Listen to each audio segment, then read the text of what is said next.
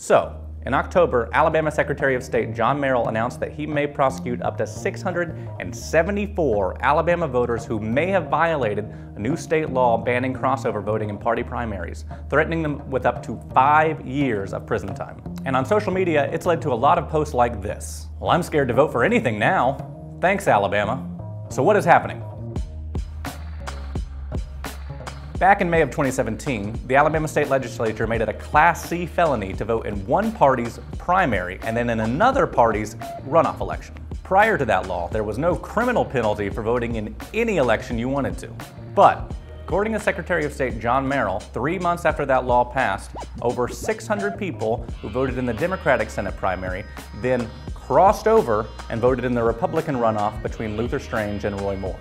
A lot of people are arguing that if Alabama really wanted to enforce its new law, it should have had poll workers turn away people who had voted in the Democratic primary and prevented them from voting in the Republican runoff. Instead, they're going after people after the fact. And at least one probate judge believes most of these voters didn't even show up to vote at all.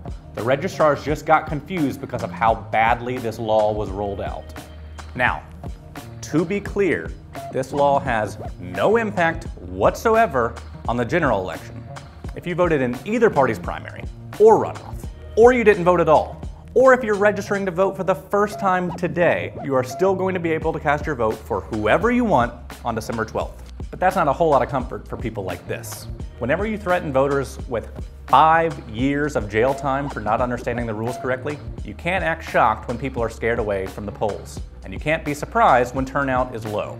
But I'm sure Secretary of State John Merrill would argue that's just an unintended consequence of the decision to go after voters who cross over illegally, and a necessary step to take to ensure the integrity of our elections. But you know, over the last few years, Alabama sure has done a lot of things that have had the unintended consequences of stopping people from voting. A few years ago, Alabama passed a new law requiring a photo ID to vote, and then they temporarily shut down a bunch of driver's license offices in counties that were mostly black and poor.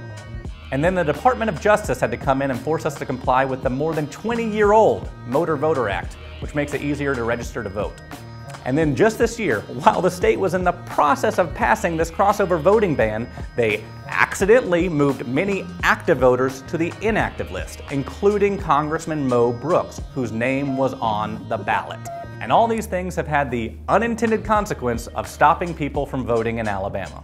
But you can only say, "Oopsie," so many times before it starts to look like an intended consequence. It's almost like they don't want you to vote.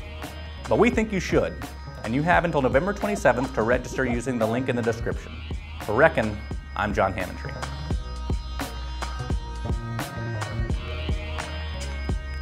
Hey, if you like these videos, please make sure your friends watch them and follow us on Facebook and Twitter. Thanks for watching.